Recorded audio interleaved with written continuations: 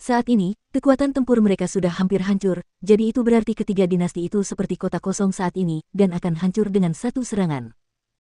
Sejujurnya, aku tidak tertarik dengan benua yang dikuasai oleh ketiga klan mereka, tetapi ketiga klan mereka telah datang ke timur dunia ini pada saat yang sama dengan klan Jiangku.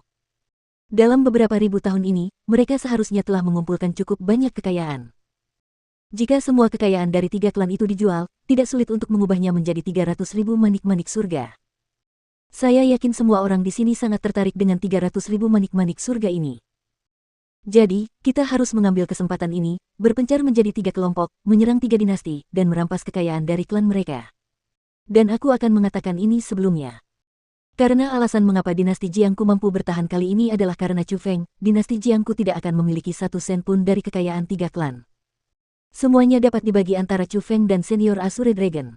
Kaisar dinasti Jiang tersenyum ringan dan berkata, "Tuanku, ini tidak terlalu bagus, kan? Lagi pula, kali ini, dinasti Jiang Anda juga sangat menderita, jadi Anda membutuhkan sumber daya untuk mengganti kerugian Anda." Meskipun Chu Feng sangat tersentuh oleh 300.000 manik-manik surga, dia benar-benar tidak merasa senang mendapatkan keuntungan dari mereka sendirian. Chu Feng benar. Kami memiliki sumber daya dari 3 klan untuk diambil.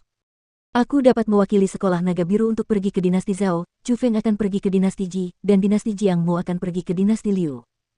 Adapun berapa banyak yang diperoleh, itu tergantung pada surga, tetapi tidak peduli berapa banyak yang diambil, itu milik kolektor. Pendiri Azure Dragon tersenyum ringan dan berkata, "Dia benar. Aku rasa kita bisa mengikuti metodenya." Chu Feng juga menyatakan persetujuannya. Karena memang seperti itu, dinasti Jiangku juga bersedia mengikuti saran senior Azure Dragon. Mendengar itu, tidak baik bagi kaisar dinasti Jiang untuk menepis saran itu sehingga dia hanya bisa menganggukkan kepalanya. Segera setelah itu, dinasti Jiang memimpin sekelompok orang maju ke dinasti Liu. Sang pendiri naga biru sendiri maju ke dinasti Zhao. Adapun Chu Feng, dia pergi bersama pria misterius itu dan menuju ke dinasti Ji. Tujuan perjalanan mereka sangat sederhana.